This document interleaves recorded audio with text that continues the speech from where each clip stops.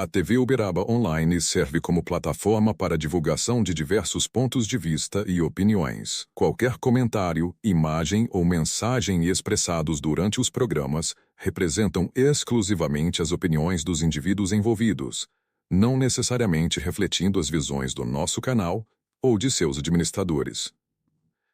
A TV Uberaba Online não assume responsabilidade pelo conteúdo das contribuições individuais, mas se esforça para proporcionar um espaço aberto, democrático e diversificado para a discussão e expressão de ideias. O Não Pode Calar valoriza quem faz a diferença. E para começar, que tal comida de verdade? Conheça a Dedo Verde, cozinha artesanal da Bel Pontes. Pratos caseiros, caldos, massas e doces feitos com todo o amor. Encomende agora pelo WhatsApp 34-99690-1001.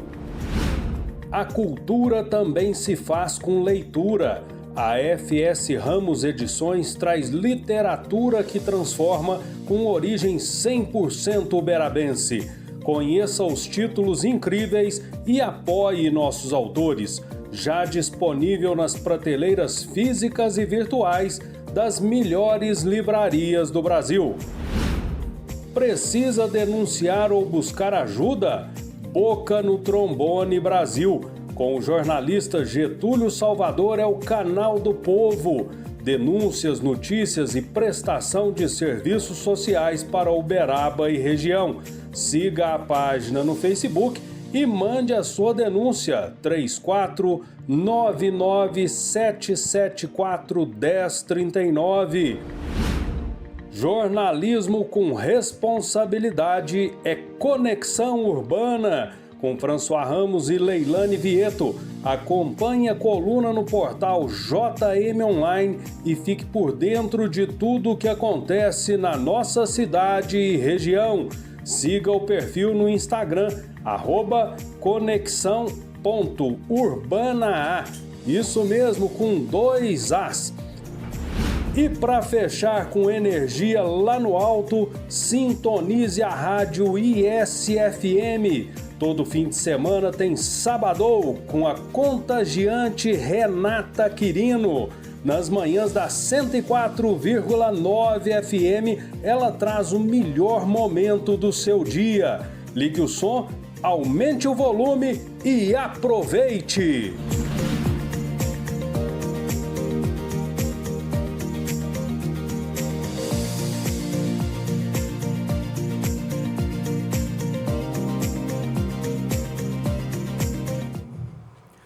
Vivemos uma realidade em que cada vez mais pessoas sabem menos sobre o que está acontecendo. Para combater a desinformação, nasce a partir de hoje um programa com a proposta de ser feito por quem tem o que dizer sobre o que não pode ser ignorado. Seja bem-vindo ao primeiro episódio do Não Pode Calar. Na apresentação, eu, François Ramos. E eu, Leilane Vieto. Hoje com uma convidada pra lá de especial. Conosco, a vereadora Ellen Miziara. Ela que também é presidente do PL Uberaba, presidente do PL de Minas Gerais. Tem transitado entre as maiores lideranças do Partido Liberal, como, por exemplo, Michele Bolsonaro, Nicolas Ferreira, e vem sendo considerado uma das maiores lideranças conservadoras, não apenas do Triângulo Mineiro, mas de todo o estado de Minas Gerais, pois assim o disse a revista Minas Gerais, que é veiculada a partir da nossa capital, Belo Horizonte. Antes de passar a palavra e cumprimentar a nossa vereadora, nós vamos começar com algumas pimentinhas. Bom dia, Leilane. Bom dia, François. Bom dia, vereadora. Oi, querida. É um prazer receber você aqui. E eu gostaria que você falasse um pouquinho, né, sobre o ataque racista que o nosso vice-prefeito Maurício de Sá recebeu essa semana. E me diga, liberdade de expressão autoriza manifestação de racismo? Bom dia, François. Bom dia, Leilane. Para mim é uma honra mais uma vez estar aqui no TV Uberaba Online, agora junto com duas pessoas magníficas no dia do lançamento do livro. Eu falei com todo respeito a Leiliane, mas eu sou apaixonada aqui pelo seu marido, tá bom? Mas assim, com todo respeito ao seu marido, a você e ao meu marido, tá?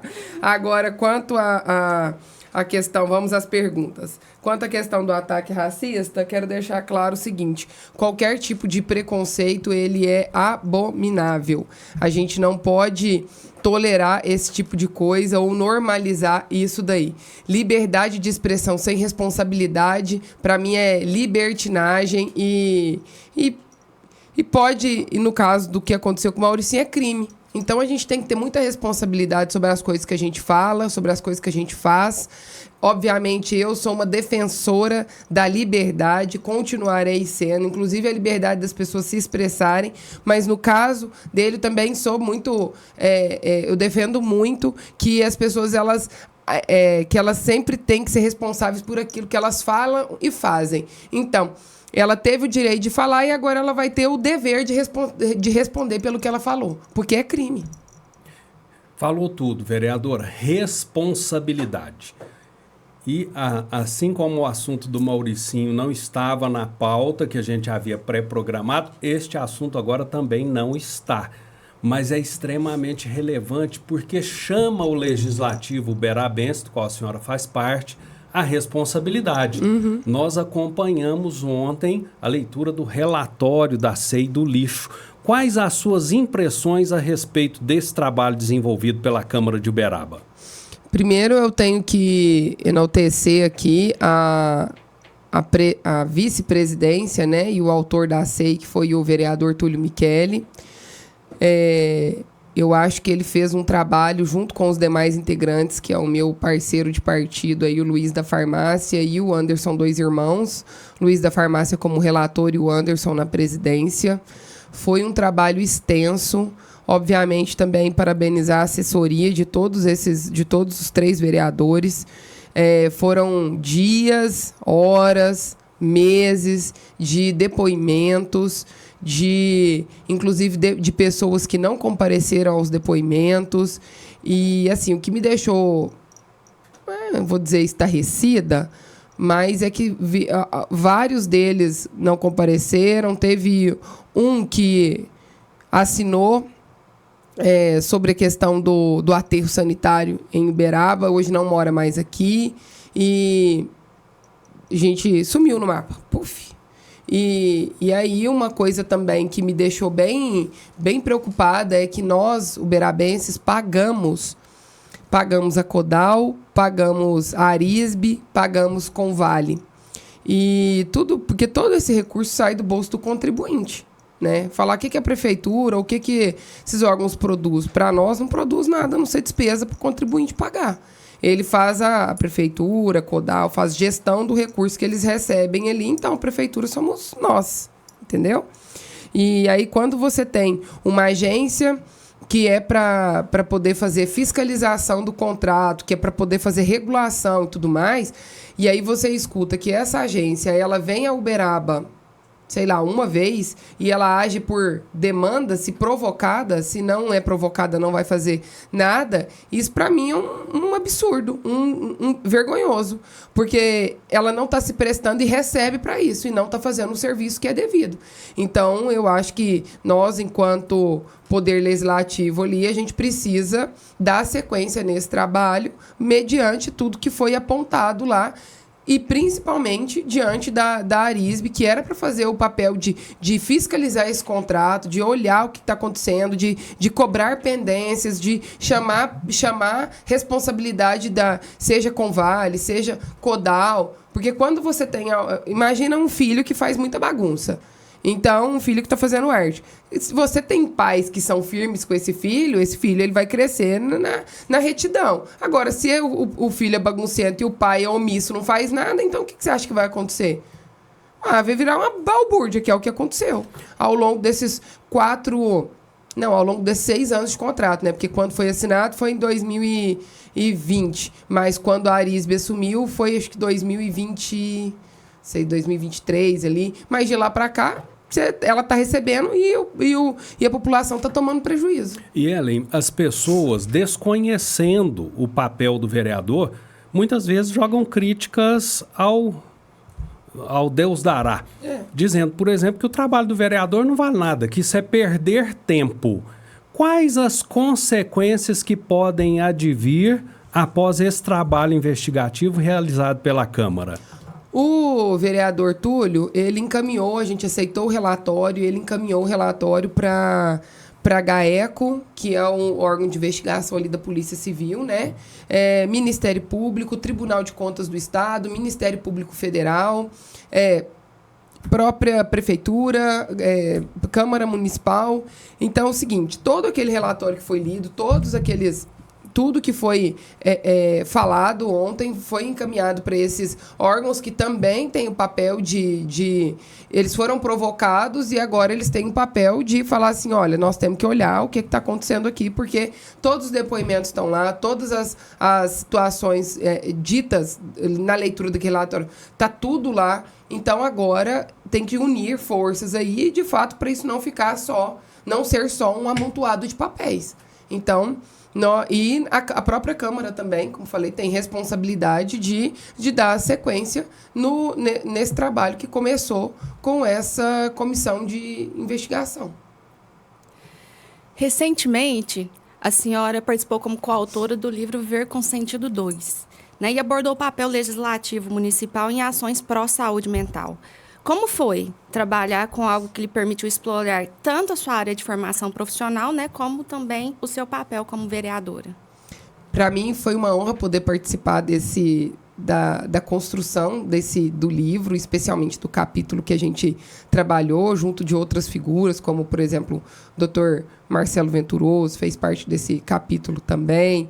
E foi o primeiro livro que eu participei da construção, de escrever. Então, eu me senti muito, muito honrada e com uma responsabilidade muito grande. Quando a gente é criança, a gente fala assim, eu acho que a gente vai estar realizado na vida se a gente escrever um livro ou se a gente plantar uma árvore, né? Então, o hábito de leitura eu tenho, mas o hábito da escrita, até então, não. E isso acabou despertando em mim uma coisa que falar que, nossa, que legal, a gente pode construir isso aqui e o nome da gente vai ficar, de alguma maneira, na história, né? E quando você aborda temas do legislativo junto com a questão de saúde mental, acaba indo ao encontro daquilo que eu me propus a fazer enquanto vereadora. Eu trabalhei 16 anos na psicologia, aliada à política. Né? Na política tem 11 anos que eu estou nela, só que eu nunca deixei a psicologia de lado.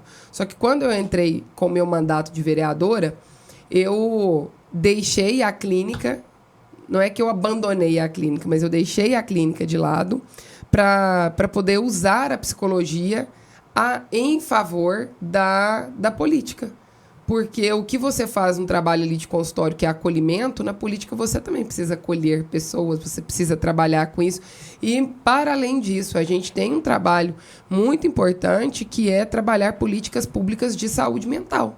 Que tem falhas graves, tem questões que a gente precisa tratar isso com um olhar um pouco mais humano. Então, eu entendo que nessa questão, a profissão, esses anos de psicologia, eles até ajudam nessa construção de políticas. E aí, quando você tem a oportunidade de poder falar sobre isso, da gente poder levar isso para mais pessoas, e dentro do nosso mandato, o que eu tenho buscado fazer enquanto vereadora é ver como é que tá esses equipamentos públicos, como é que a população ela está sendo atendida, o que a gente pode fazer para poder melhorar esse serviço. Será que o problema são buscar melhorar a legislação que já existe, a gente criar uma nova legislação?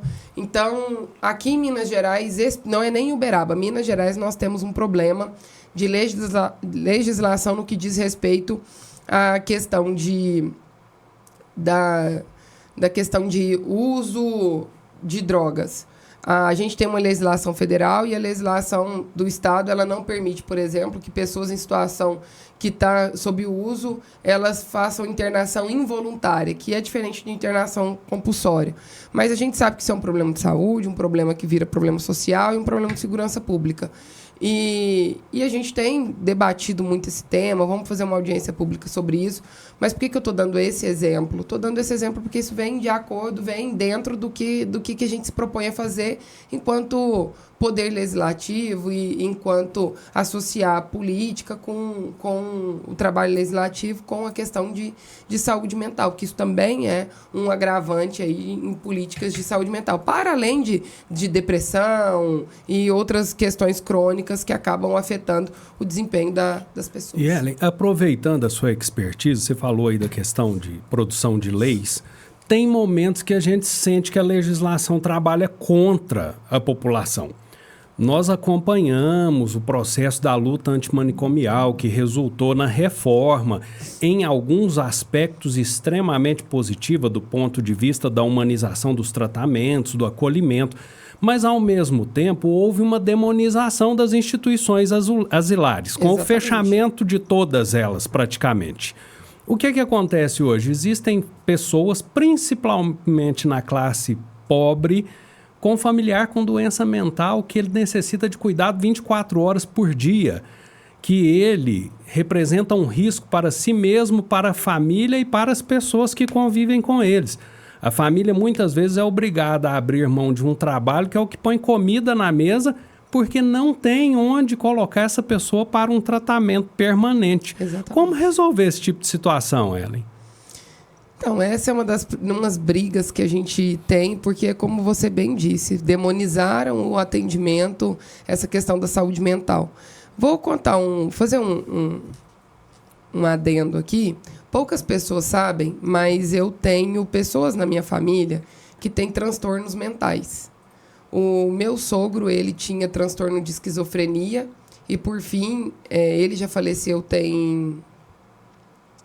Vai fazer 9 anos, faleceu.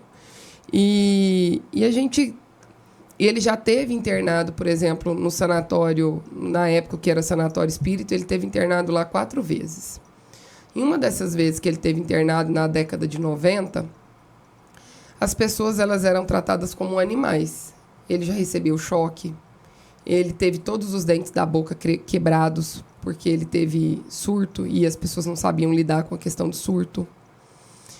Só que depois que ele foi... A gente tirou ele de lá e ele passou 33 anos medicado, passou tranquilo e conseguiu criar 2 filhos, construir a sua família e, obviamente, ele tinha limitações para o trabalho, mas ele construiu a família dele, então, e era uma pessoa extremamente amorosa, correta. Só que este é um caso. E de determinado ponto para frente, a medicação ela passou a não fazer mais efeito e ele tinha crises constantes. Numa dessas crises, ele passou até a ficar agressivo. Eu tive até um episódio com ele que eu fui tentar conter uma crise dele, aí ele me avançou com uma faca, eu tenho até uma cicatriz no meu braço. Mas eu tenho muito boas lembranças do meu sogro. Por que eu estou contando essa história aqui para vocês? Porque cada caso, quando a gente fala em saúde mental, a gente não pode olhar e tratar como se tudo fosse a mesma coisa. Não é. Cada caso é um caso. Hoje, na última vez que ele esteve internado no sanatório, ele ficou lá 40 dias. Hoje, o Maria Modesto, porque ainda não estava na gestão da Sociedade Educacional Berabense, né, UNIUB, o que permitiu ele ficar lá 40 dias foi exatamente o quadro que ele estava, o quadro de crise que ele estava. Quando você vai tirar a medicação de um paciente, esse paciente ele tem que passar por um processo de desmame, e aí é natural que aconteça crises.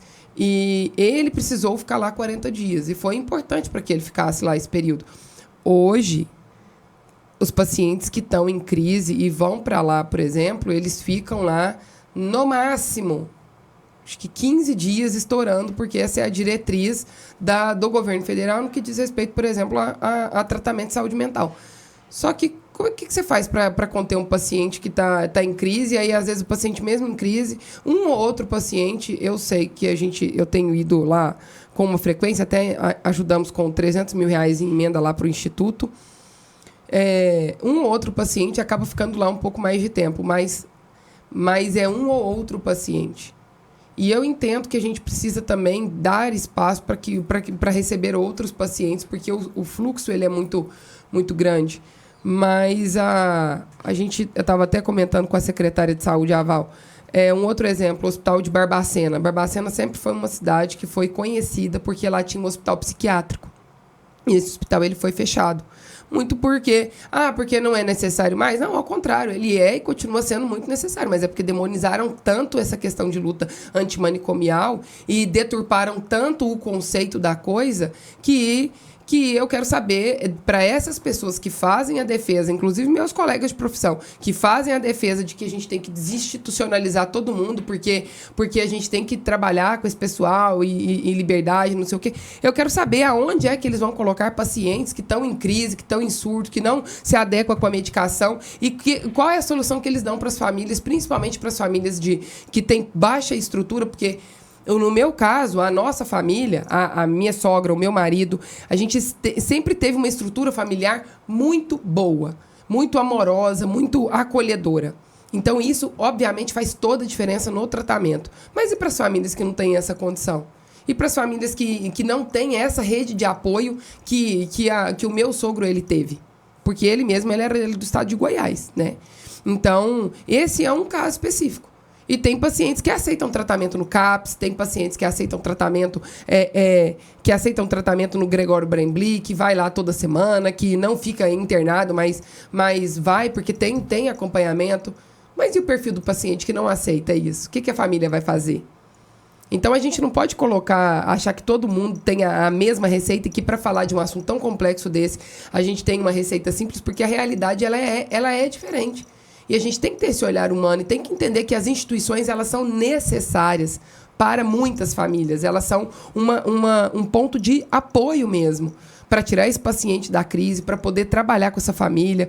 Porque lá na gestão do sanatório, quando ainda era sanatório, toda semana a gente estava lá com um médico que atendia o meu sogro e falava, olha, hoje essa semana ele passou assim, a gente trocou a medicação dele para essa daqui, ele está dessa maneira. Então, você também acolhe essa família, entendeu? Então, o trabalho ele é muito mais complexo do que simplesmente vamos trabalhar o 18 de maio, luta antimanicomial, vamos sair na rua e tá todo mundo livre. Não é assim que as coisas funcionam, gente. Registrando o nosso abraço para os espectadores, a Ana Séries está nos acompanhando aqui pelo YouTube, desejando um bom dia a todos. Também está conosco meu querido amigo, ex-aluno Diego Tafarel, que entrevistou a senhora. Obrigado pelo apoio, Diego. Um abraço, Dieguito. O Diego foi quem nos deu o caminho aqui para poder estar trabalhando com a TV Uberaba Online e com o Henrique. E o objetivo do programa hoje é apresentar Ellen Miziara, a pessoa antes da pré-candidata. O que é lógico exige um pouquinho de vida pessoal, um pouquinho de política, e a Leilane vai colocar um pouquinho de fogo agora na churrasqueira. Vai lá, Leilane. Vereadora, durante o processo de negociação salarial do funcionalismo, a senhora foi acusada de não ficar ao lado dos profissionais da educação. A senhora recebeu duras críticas. E, ao mesmo tempo, eu vejo a senhora sempre visitando as escolas ali, tentando entender qual a demanda, qual a necessidade. Então, afinal, qual a sua relação com a educação, e com os educadores de Uberaba? Excelente pergunta, e para mim isso não é fogo nenhum. No dia da votação, é importante ficar claro que a presidente do sindicato Sindemu, a Thaís Vila, ela estava no plenário e ela estava lá batendo um leque LGBT. Quanto a isso, eu não tenho problema nenhum. Ela pode bater leque aonde ela quiser. Só que eu pergunto o seguinte, será que isso faz parte da pauta dos educadores? Será que isso também tem a ver com o assunto que estava sendo defendido lá, que era o reajuste salarial digno para os servidores? Acho que não. E eu tenho, sim, sérias críticas à pessoa... a gestão que ela faz, porque é uma gestão extremamente ideológica e eu discordo de tudo, mas eu parabenizo ela quando ela foca na luta pela educação, aí ela tem o meu apoio. No dia da votação, todos os vereadores falaram, e quando chegou a minha vez de falar ali, exatamente por uma questão ideológica, porque ela também, do mesmo jeito que ela do mesmo jeito que ela tem dificuldade, do mesmo jeito que nós temos pontos ideológicos diferentes, a diferença é que quando ela falou, eu fiquei quieta e respeitei ela falar. Agora, quando foi a minha vez de falar, ela e todo mundo começou a vaiar. Na televisão, isso não fica muito claro, porque não dá para captar o áudio do plenário. Mas aquilo ali, quem estava lá assistindo, viu. Tanto que os demais presidentes de sindicatos, do CODAL, que estava lá, e o presidente do Sindicato de Servidores Públicos, não concordaram com a atitude dela.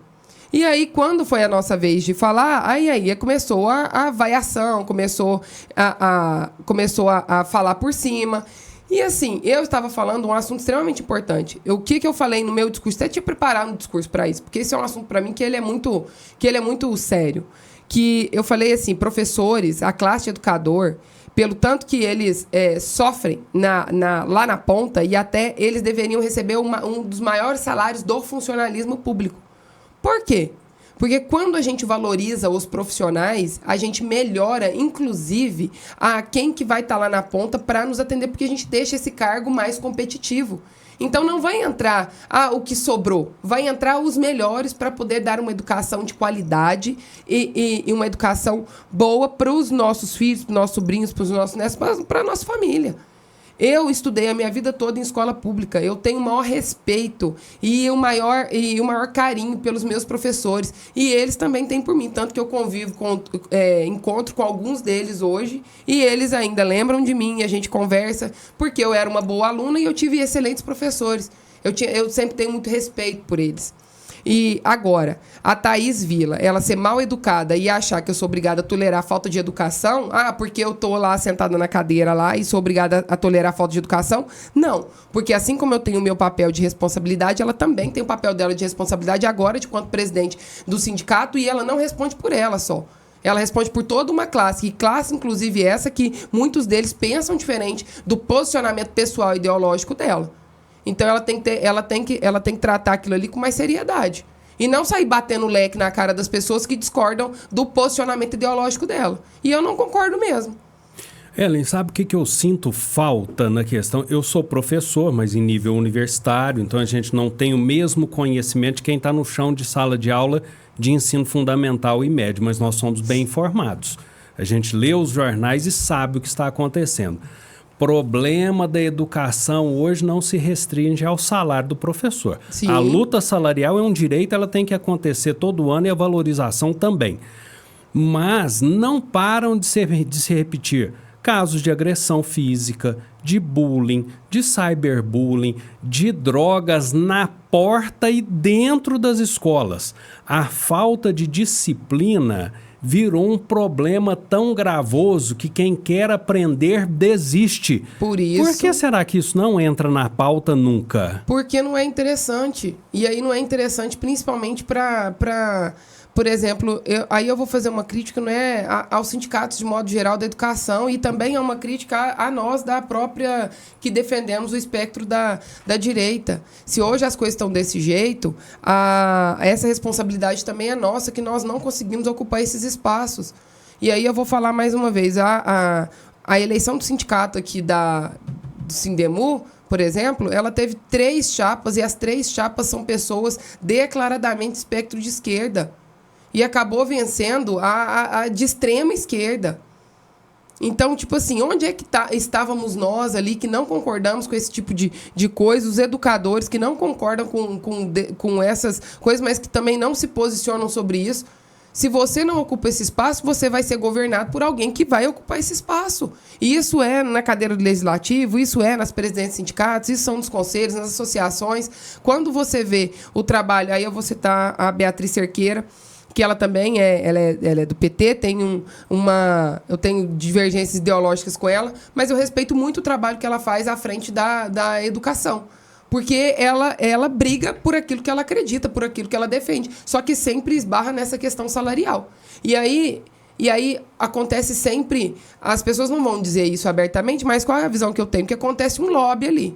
Então, olha, o governo vai lá... Deixa eu te falar uma coisa aqui. Vai ficar essa situação precária de vocês aí eu vou dar aqui um aumentozinho aqui pra vocês. Aí você pega a classe lá e fala pra eles que tá bom, é isso aí mesmo, que você negociou aqui com o sindicato. E é isso. Mas por que eles não brigam por pautas estruturantes mesmo, como você falou? Melhorias, qualidade do trabalho. A gente teve um trabalho aqui no ano passado que o governador Zema, de uma maneira atabalhoada, sim, mas fez a proposta das escolas cívico-militares para o Estado, e aqui em Uberaba nós tínhamos 12 escolas selecionadas e nós fomos nas 12 escolas para dizer que nós somos favoráveis, que nós acreditamos que uma escola ela precisa ter disciplina, que ela precisa ter rigor, precisa ter firmeza, e o papel do professor é escolarizar esses alunos. Não é ficar ensinando o que é papel da educação, que a criança tinha que aprender isso dentro de casa, porque a escola escolariza. Educação, ela tem que vir de casa, tem que vir de berço. Então, hoje, a escola está fazendo um papel muito mais que isso. Isso, obviamente, vem sobrecarregando os professores. Se você vai na secretaria hoje, fala assim, olha, vamos pegar aqui quantas pessoas nós temos por afastamento. O afastamento por questões de saúde mental. A maioria deles estão afastados por ansiedade, por depressão, por outros problemas, por fibromialgia, que é um problema também que é de ordem, que acaba desorganizando por desordem emocional. Então, tudo isso precisa ser falado, ser visto, e isso precisa esses professores precisam ser acolhidos. Então, o salário é uma dessas questões.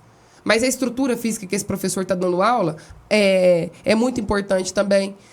Nós temos um paralelo. Na rede estadual, que a gente visitou muitas escolas estaduais também, conversamos com os gestores. Na rede estadual, o governador ele foi na linha contrária do governo municipal. O governo municipal, ao longo dos 4, 5 anos, ele investiu em melhorias salariais. Ele melhorou em alguns aspectos. Na rede estadual, ele fez o contrário. O salário está defasado, tanto que a rede municipal ela ganha quase o dobro da rede estadual. E a rede estadual, por sua vez, se você vai ver, as escolas estão... A estrutura escolar está muito boa. As escolas estão pintadas, quadros novos, as salas praticamente quase todas têm ar-condicionado. Nós temos... tem algumas escolas que são mais preparadas, tem até laboratórios. Então, laboratórios de informática, porque o governo estadual ele investiu em infraestrutura. O governo municipal ele investiu em melhorias salariais. Se você for pegar... Tem o professor da rede estadual, ele ganha ali, sei lá, acho que R$3.000, não sei nem se chega a isso. Da rede municipal, ele ganha um pouco melhor que isso. Fora a questão do ticket também. Então, assim, o ideal seria que esses dois mundos, eles caminhassem, eles se complementassem. Que tivessem salários que fossem bons e que os professores eles fossem valorizados por isso, porque teríamos também na rede excelentes professores e também prédios públicos adequados para poder receber melhor, dar uma infraestrutura, dar qualidade, porque isso faz toda a diferença. É verdade. Vereadora, Eu respondi a pergunta de vocês, Respondeu. desculpa. Respondeu. Vereadora, um dos grandes problemas em Uberaba hoje é a perturbação do sossego. Inclusive, a senhora promoveu, né, a audiência pública para tratar do assunto. Quais ações evoluíram para o enfrentamento dessa situação? Que também é falta de educação, hein, Miriam? Que também é falta de educação, e esse é um problema que, infelizmente, não adianta a gente atribuir toda a responsabilidade às forças policiais, ou à prefeitura, ou à falta da patrulha patrulha do sossego, que é tão falada aqui em nossa cidade, mas que ela não existe mais, tá? Que isso tem que ficar claro. Porque se a população não se conscientizar que ela tem que aprender a respeitar o espaço do outro, nós vamos ter um problema crônico. Então, um problema, acima de qualquer coisa, ele é um problema de falta de educação. Tá? E é da própria população mesmo, que não consegue entender qual que é o meu limite, e eu tenho um limite, senão eu estou interferindo no limite do outro aqui. Eu sou frustrada em relação a esse tema.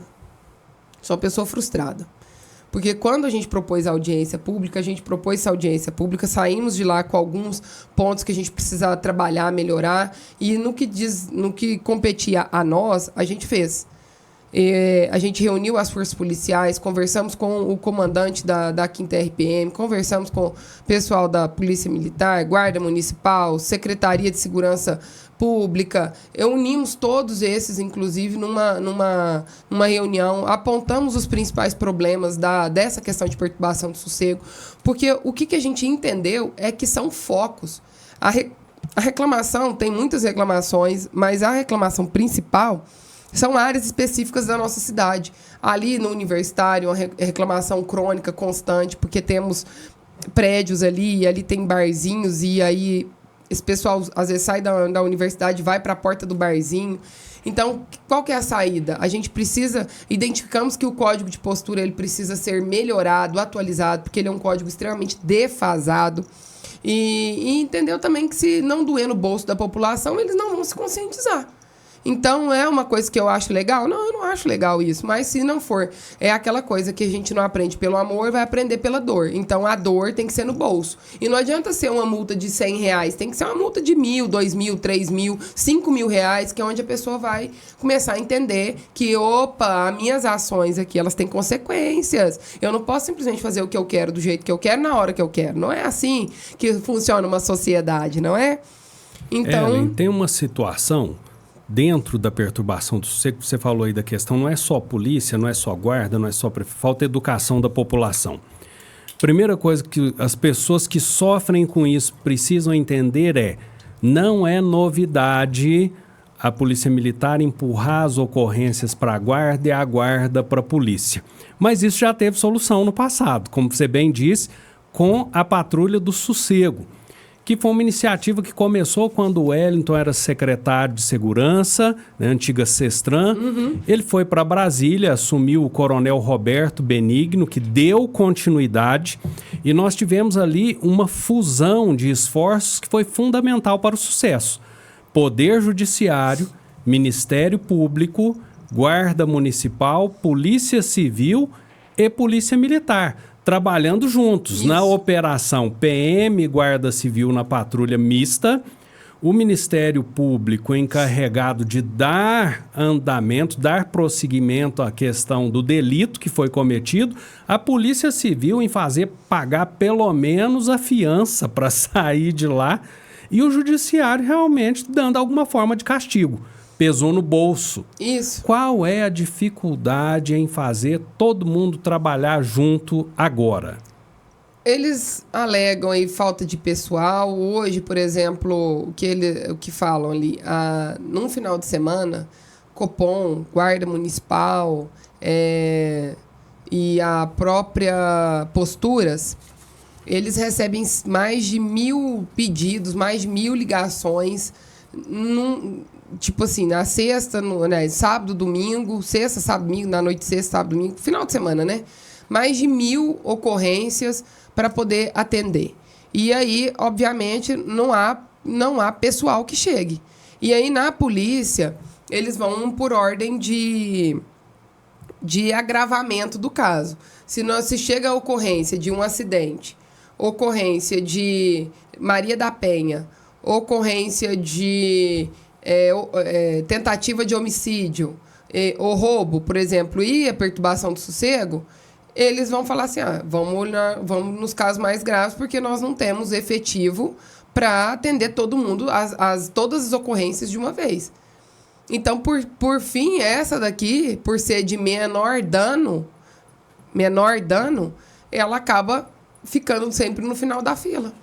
Então, eles vão atender primeiro homicídio, acidente, roubo e assim por diante.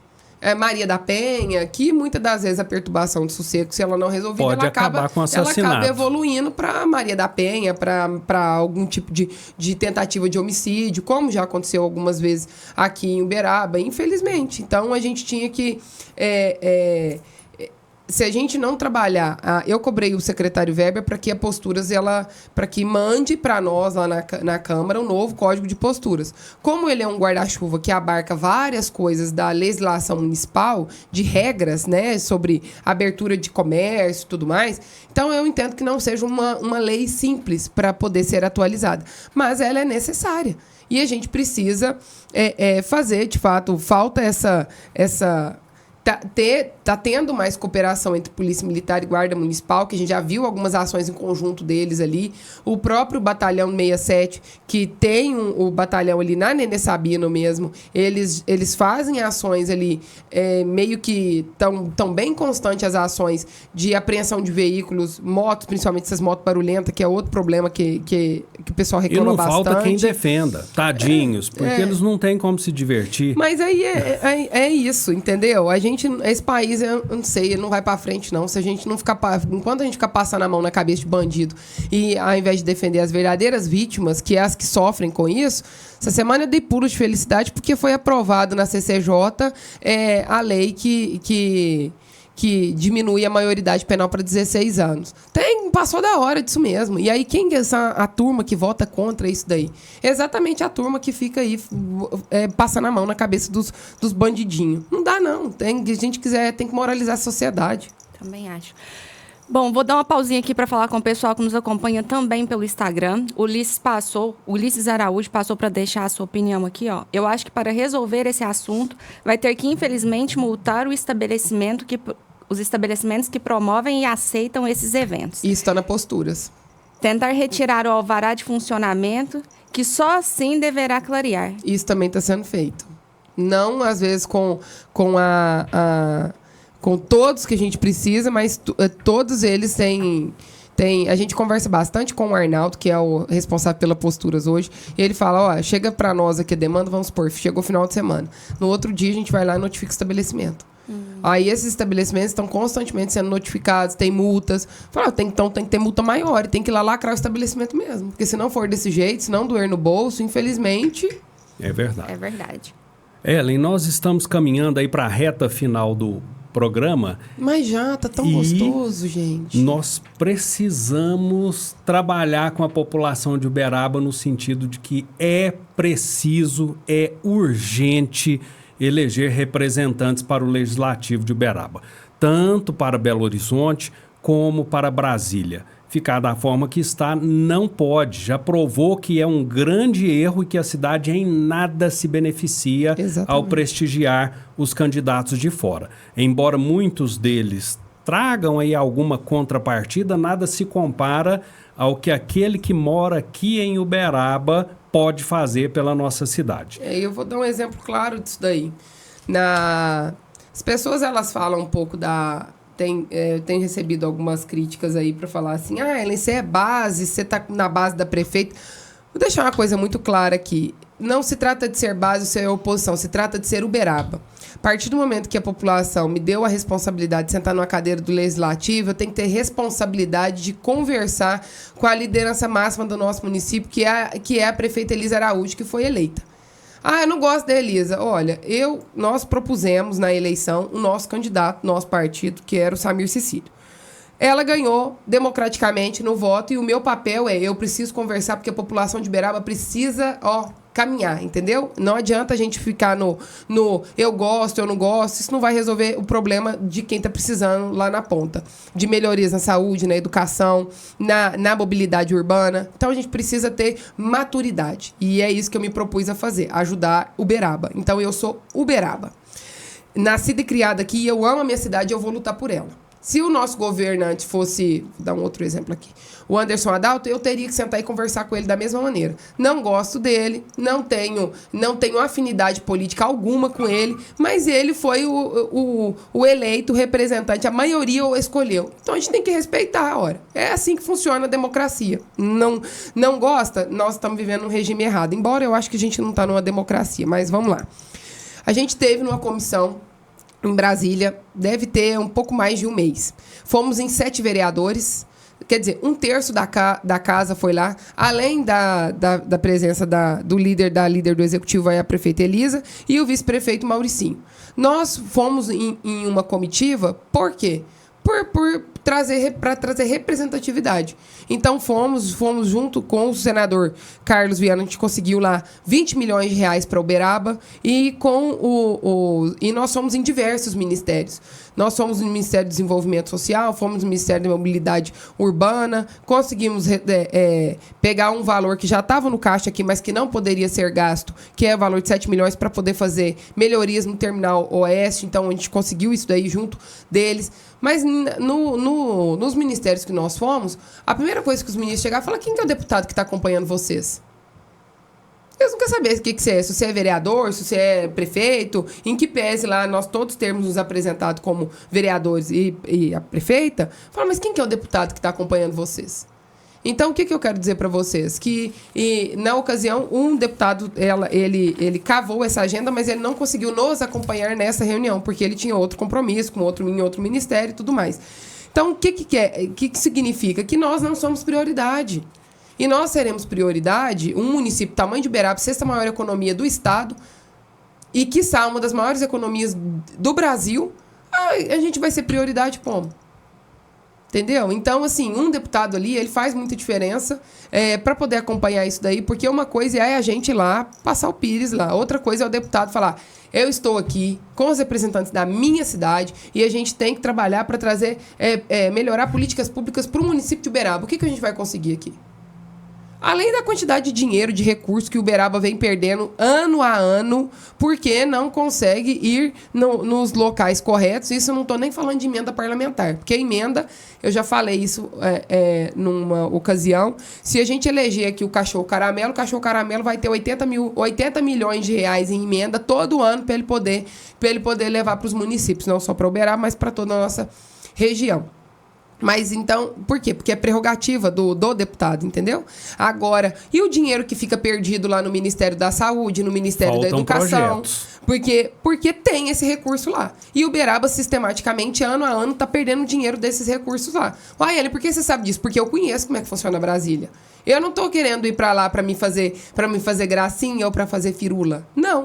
Porque eu tenho responsabilidade e eu sei exatamente o que a gente precisa fazer e aonde que a gente precisa ir para poder buscar esses recursos que nós estamos perdendo aqui. Verdade. Aproveitando o gancho, muito se fala da necessidade da participação política da mulher, que conta, inclusive, com a obrigatoriedade de cotas, né? Contudo, entre a eleição e sai a eleição, o problema é o mesmo. Poucos aderem ao processo. E mesmo as que participam, muitas vezes, né, aquele negócio mais como figuração, acaba chegando até muitas vezes à fraude. Como a senhora analisa essa questão? A cota, a ideia da cota, ela foi uma ideia positiva, para você ter um chamariz para trazer mulheres para a política. Só que a execução, como tudo que acontece no Brasil, ou como boa parte das políticas públicas que acontecem no Brasil, ela teve desvio de finalidade. Entendeu? Então, eles fazem isso. Não, vamos enaltecer a figura da participação feminina na política.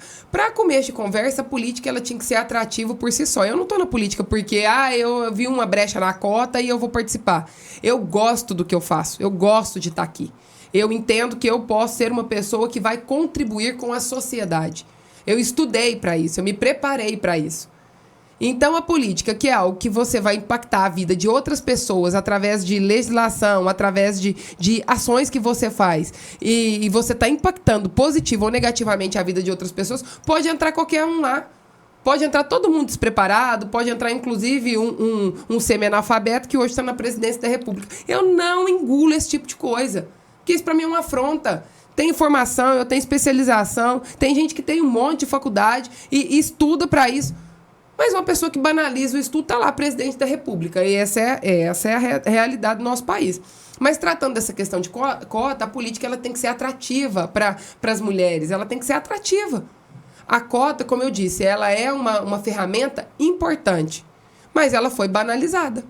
Então, hoje, as próprias mulheres que têm vontades, têm pretensões políticas, a sensação que dá é que muitas delas precisam o tempo todo se afirmarem. Bom, no meu caso, eu só botei a minha voz no mundo e comecei a falar as coisas que me indignam enquanto mulher, enquanto pessoa, enquanto sociedade, e a minha voz passou a ser ouvida. Então, a política, ela tem que ser isso. Só que aí o próprio movimento, as próprias mulheres, infelizmente, elas acabam se sujeitando a isso também. Porque nós tivemos casos, inclusive, de partidos aqui em Uberaba, na eleição de vereador, que fez campanha para outro candidato, e não, ela era candidata e fez campanha para outro. E aí, a justiça, por sua vez, tinha que também punir esse tipo de coisa para coibir isso daí. Mas, né, não faz nada.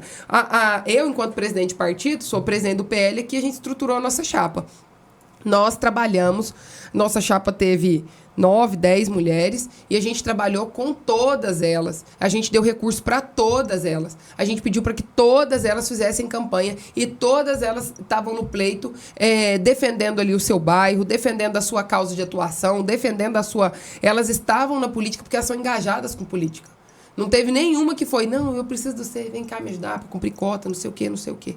E eu vou dizer que eu sou um exemplo também, um exemplo próprio. Em 2022, eu saí candidata a deputada federal. Muitas pessoas falaram assim, a Ellen está entrando porque ela é candidata laranja. Eu escutei isso de gente da própria direita. Falei, eu sou candidata laranja, então vem aqui só um pouquinho que eu vou te mostrar o que a candidata laranja faz. Eu saí dessa eleição recebendo R$80 mil do partido com quase 10 mil votos. O meu voto foi o voto mais barato, um dos mais baratos do Brasil. E eu trabalhei muito, gastei muito gogó, sola de sapato e fui para a rede social também, porque também é uma ferramenta. Hoje a gente está... De novo, pré-candidata, hoje eu sou vereadora. E o que eu fui fazendo? Fui aprendendo a ocupar espaços. Então, a política, seja para homem ou seja para mulher, você tem que entender que se você quer fazer isso, trabalhe para isso, se prepare para isso e faça política. Mas faça uma política séria, de qualidade, e entendendo que nem todo mundo que está ali está para roubar. Nem todo mundo que está ali está para ser pilantra. E essa postura, Ellen, é uma postura que reverbera.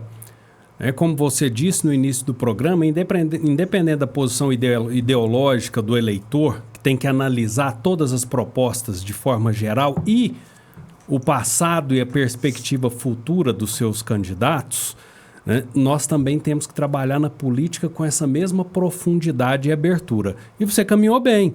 Tanto que a revista Minas Gerais, na última semana, publicou uma matéria dizendo do sucesso que você vem alcançando nos núcleos de liderança da cúpula do Partido Liberal. Caminhando com o Nicolas, com o pré-candidato Flávio Bolsonaro, circulando entre as maiores lideranças do partido, do agronegócio e de nichos que são mais ligados ao conservadorismo e mostra a força da mulher na política quando ela se posiciona. Seu companheiro de dobradinha aqui em Uberaba vai ser um homem, Cabo Diego. Vocês dois ainda não detêm esse cargo de mandato parlamentar. E nós sabemos o quão difícil é por causa da penetração para conseguir voto nas cidades onde despejam as emendas eleitorais, fica bem complicado. Além desse, quais os maiores desafios que você e o Cabo Diego vão ter que enfrentar para conseguir cadeira em 2027? Olha, quando a gente pensa por exemplo, quando a gente pensa na questão eleição ali, a gente tem andado muitos municípios vizinhos, a gente tem caminhado muito, conversado com alguns prefeitos, só que nós chegamos na desvantagem do seguinte, nós não temos emendas parlamentares ainda, a gente não tem serviço prestado. Então, obviamente, em cidades menores, todos esses prefeitos e até vereadores, eles têm compromissos com quem ajuda a cidade. Então, é muito importante, eles já têm esses compromissos com eles, e aí essa é uma desvantagem nossa. Mas aonde que eu entendo também que é uma vantagem? A política ela tem exigido de nós cada vez mais postura e posicionamento. Então, as pessoas elas podem gostar, desgostar de mim, mas elas nunca podem dizer que eu não me posiciono e que eu não tenho uma linha muito clara de defesa e de trabalho. Então, o que o eleitor não vai ter comigo, não tem comigo, é surpresa.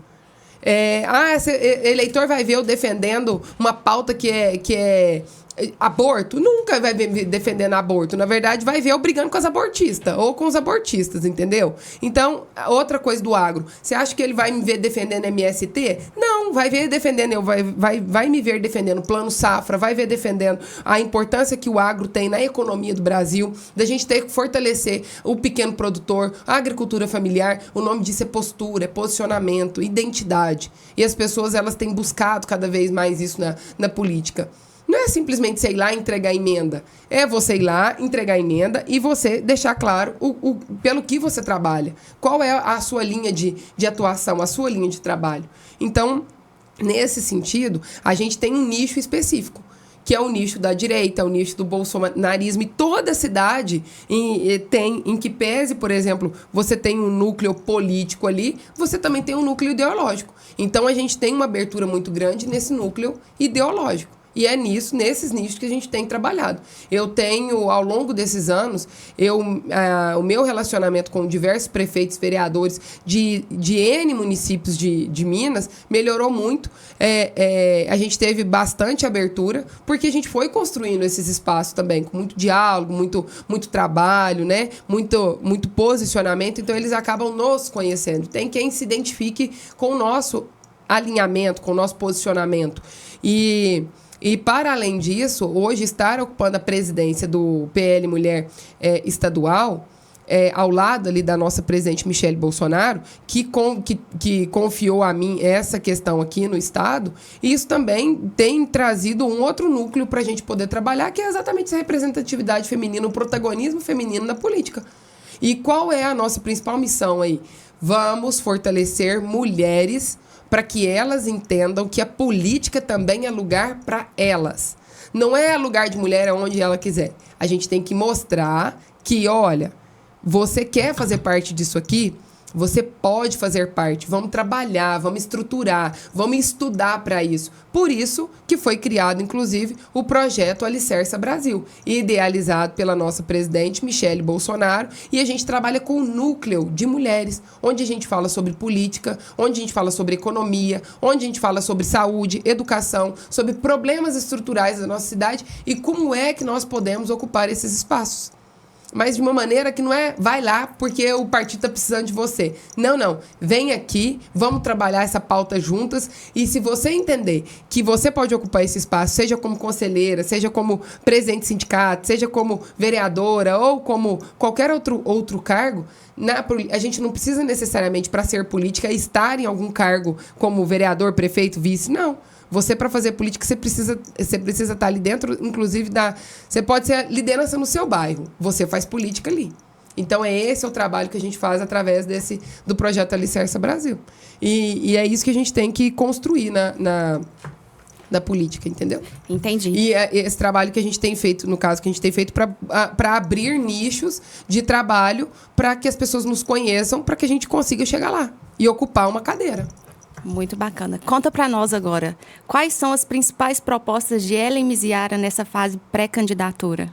Será que ela vai se posicionar a favor da legalização das drogas? Eu sou totalmente contra. E outros assuntos como esse? Eu sou a favor da liberdade, mas aquela liberdade... E vou ser sempre uma defensora da liberdade, mas com responsabilidade. Droga, para mim, é uma coisa que ela mata uma sociedade. Então, a partir do momento em que você usa uma coisa e a sua liberdade, ela tira a liberdade do outro, então isso não é liberdade. Então, droga é uma coisa que a gente deveria... E não tem jeito da gente extinguir isso daí, porque se tem quem vende, se tem gente que está vendendo, quer dizer que tem gente que está comprando. Mas a gente tem que ter uma política antidrogas mais rigorosa e a gente tem que trabalhar para isso. Assim como a gente tem que ter uma política... Tá tendo essa questão de jogos, de azar no Congresso, bets. Das bets. É outro vício e isso está destruindo famílias. Então... Eu já me posicionei em outros momentos que eu sou a favor, sim, da liberdade, inclusive de ter cassinos aqui no Brasil. Acho que a gente tem que legalizar cassinos, porque se existem clandestinos, a pessoa não é porque isso existe que não vai funcionar. Só que da maneira que está, e o uso indiscriminado, porque isso aqui é uma ferramenta de fácil acesso a todos, a gente acaba fomentando o vício. E a verdade é que a população brasileira ela não tem educação para lidar com isso daqui. Então, a gente precisa primeiro tratar as raízes do problema. E a raiz do problema significa educação financeira, significa a gente trabalhar isso, às vezes ter um conteúdo sobre isso dentro das escolas, trabalhar empreendedorismo, educação financeira. Hoje, eu sou contra isso daí. Droga, esses jogos de azar que têm destruído essas famílias. Então, a gente precisa tratar esse tema, que é um tema complexo, com muita responsabilidade. Ellen, nós fizemos essa pergunta das drogas justamente porque sabíamos que você ia fazer a puxada para a questão da família. Eu passei por um acidente de motocicleta há quase 3 meses já, tive que fazer uma cirurgia de reconstrução do ombro. E nesses momentos, mais que em outros, a gente vê quão importante é a estrutura base que a família nos dá. A Leilane, que está aqui do lado, é minha esposa. Para o espectador que nos assiste e não conhece ainda, nós somos o casal da coluna Conexão Urbana, do JM Online. Convido vocês a fazerem a leitura também. Excelente, cara, a conexão, gente. E a Leilane me salvou para tudo nesse período. É ela quem está digitando, é ela quem está trabalhando nos contatos com as pessoas, porque eu realmente sinto dores 24 horas por dia. E a família tem sido demonizada. Não case, não respeite o seu companheiro, é muito melhor estar avulso, vamos aproveitar a vida, e no aproveitar vira aí o sinônimo de vício. É droga ilícita, droga lícita, como a bebida alcoólica, que redunda em violência. O fato de você cobrar mais fiscalização e atitude dos nossos governantes para mudar isso não vai te prejudicar nas urnas? Essa é a nossa última pergunta. Não, porque eu entendo que as pessoas estão clamando por isso também, o François. Esse trabalho de demonização da família, ela vem acontecendo há anos. Isso aí é um trabalho, é um projeto de poder mesmo de governos progressistas.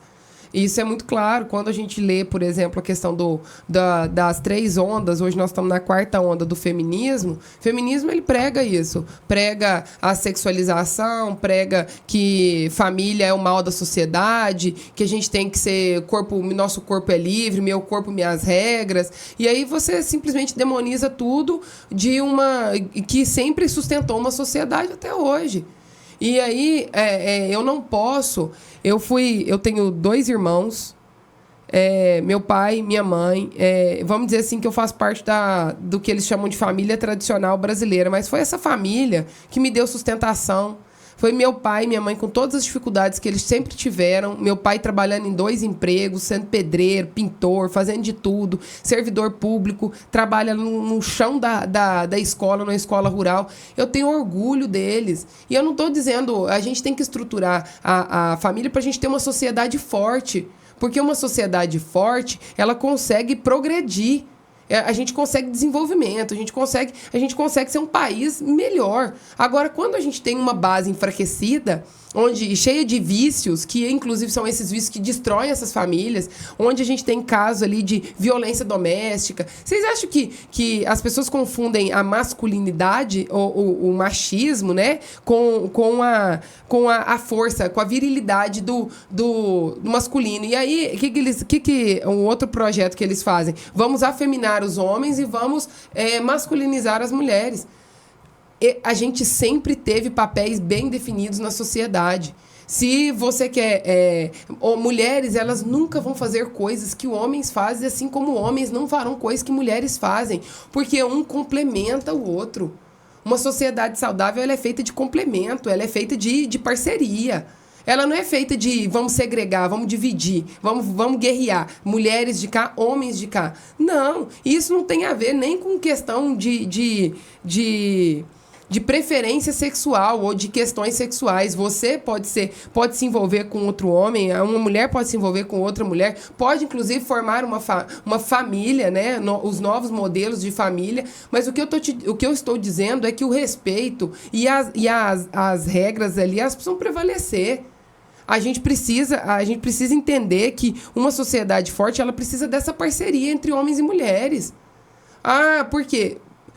Veja bem, igual você disse aqui, você sofreu um acidente. Se você não tivesse uma parceira do seu lado, que é a sua rede de apoio, e se não fosse a Leiliane? Se a Leiliane, às vezes, fosse o neto, por exemplo. Tá tudo certo, você teria um parceiro do seu lado que também te apoie, que também cuida de você. E é isso que eu tô falando. Do cuidado, do acolhimento. Eu tô falando da gente estruturar isso, a gente não pode perder isso. A gente não pode deixar de lutar por isso. Eu acredito muito nisso, porque essa é a minha base. Eu sou muito honrada de ter tido os pais, meus pais que eu tenho. Graças a Deus, os 2 estão vivos.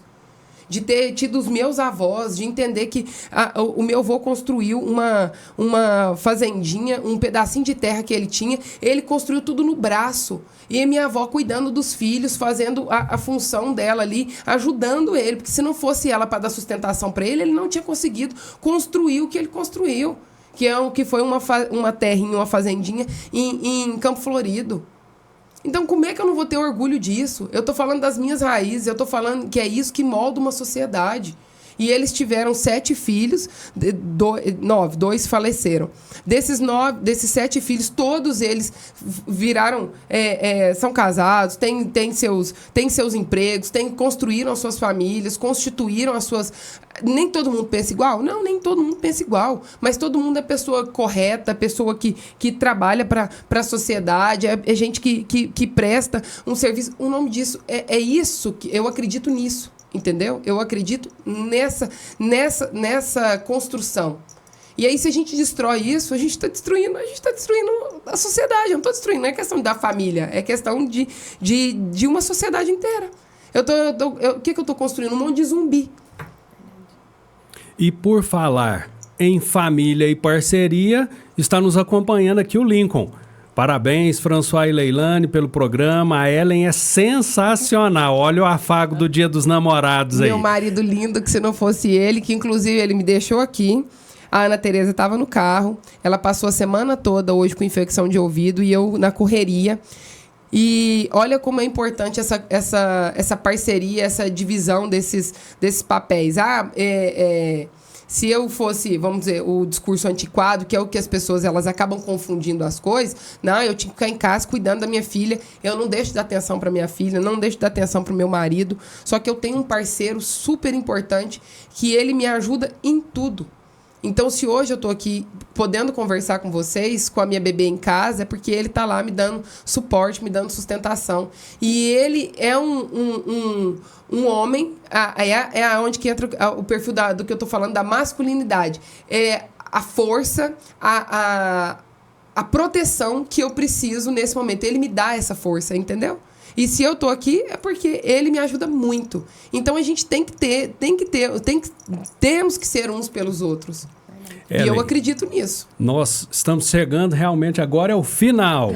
É hora de dar tchau para o espectador que esteve conosco ao longo desse primeiro episódio com Ellen Miziara, uma personalidade que você teve a oportunidade de conhecer melhor e tem que seguir se informando, porque as eleições estão chegando e a gente precisa conhecer os nossos candidatos, reconhecer o potencial de cada um para fazer a melhor escolha para mim, para minha cidade e para nossa região. Ô, François, eu vou puxar uma sardinha aqui agora, que Uberaba tem mais uma vez a oportunidade de fazer história. Nós temos a oportunidade de fazer a primeira deputada federal da nossa cidade e da nossa região aqui do Triângulo Sul. Uberaba nunca teve uma deputada federal. Assim como fez história quando elegeu a primeira prefeita em 2020, nós podemos fazer história elegendo a primeira deputada federal. Olha só. E tivemos deputada estadual, que foi a Isabel Nascimento. Exatamente. E aí o que a gente precisa fazer agora, mas não é só pelo fato de ser mulher, não. É por entender os caminhos de Brasília e porque eu posso contribuir muito com a cidade que eu nasci, cresci e eu tenho muito orgulho de ser uberabense, por isso eu vou lutar por Uberaba. Muito obrigado pela sua presença nesse episódio de estreia do Não Pode Calar, Ellen. Você realmente é pessoa que tem a proposta do programa. Que não fica calada. Que fala demais. Ter o que dizer sobre o que não pode ser ignorado. Que em breve você possa estar conosco mais uma vez. Posso só fazer o convite que meu nome é pronto. Tô aí. E eu desejo muito sucesso ao programa de vocês, que seja o primeiro de muitos. E é sempre um espaço muito importante para trazer pessoas aqui que podem contribuir com a nossa sociedade. Então, muito obrigada por ter estreado o programa. Me senti honrada mais uma vez. Tá vendo? Não é à toa que eu sou apaixonada aqui pelo seu digníssimo, com todo respeito, gente. Também sou apaixonada, viu, Ellen? E a paixão primeiro nasceu pela admiração, pelo profissional que ele é. E depois foi uma construção, lógico, e a gente é muito parceiro para tudo na vida. Isso. E antes da gente encerrar, eu gostaria de te entregar uma lembrancinha da nossa parceira. Senhora, Também gostaria de agradecer a nossa parceira, a Bel, da Dedo Verde Cozinha Artesanal, que com muito carinho fez esse mimo pra você. Espero que você goste. Olha, eu vou te falar, comida, minha filha, é comigo mesmo. Eu sou gordinha da lancheira. lancheira. E é bom, uma delícia. Taurino, você já viu taurino negar comida? Eu nunca vi isso. Muito obrigada, com certeza vou me deliciar. Essa semana eu tô me sentindo extremamente sortuda, que eu tive lá no encontro, no Fórum de Líderes, ganhei um Pix de R$100. Olha só! Ainda perguntei pro palestrante, eu tenho certeza que não é só porque você tava mostrando o aplicativo, não, eu devolvo pra você, porque eu não tô acostumada a ganhar essas coisas. Aí, eu ganho em boleto. Aí eu ganho em boleto. Aí ele falou assim, não, é presente, pode ficar. Eu falei, nossa, eu não acreditei mesmo, eu fiquei super felizona. Ganhei R$100, Pix. Ai, que legal. E agora o meu bolinho aqui, ó. Ai, que beleza. Obrigada, gente. Muito obrigado também ao Henrique Botelho e à TV Uberaba Online, resgatando esse nome tradicional que fez história e continua fazendo a história da nossa cidade, trazendo para você informação de qualidade, sempre pensando no bem-estar da nossa cidade. Muito obrigado a você que nos acompanhou e até o próximo Não Pode Calar. O Não Pode Calar valoriza quem faz a diferença. E para começar, que tal comida de verdade? Conheça a Dedo Verde, cozinha artesanal da Bel Pontes. Pratos caseiros, caldos, massas e doces feitos com todo o amor. Encomende agora pelo WhatsApp 34-99690-1001. A cultura também se faz com leitura. A FS Ramos Edições traz literatura que transforma com origem 100% uberabense. Conheça os títulos incríveis e apoie nossos autores. Já disponível nas prateleiras físicas e virtuais das melhores livrarias do Brasil. Precisa denunciar ou buscar ajuda? Boca no Trombone Brasil, com o jornalista Getúlio Salvador, é o canal do povo. Denúncias, notícias e prestação de serviços sociais para Uberaba e região. Siga a página no Facebook e mande a sua denúncia. 34-99774-1039. Jornalismo com responsabilidade é Conexão Urbana, com François Ramos e Leilane Vieto. Acompanhe a coluna no portal JM Online e fique por dentro de tudo o que acontece na nossa cidade e região. Siga o perfil no Instagram, @conexão.urbana. Isso mesmo, com 2 As. E para fechar com energia lá no alto, sintonize a rádio ISFM. Todo fim de semana tem Sabadão com a contagiante Renata Quirino. Nas manhãs da 104,9 FM, ela traz o melhor momento do seu dia. Ligue o som, aumente o volume e aproveite!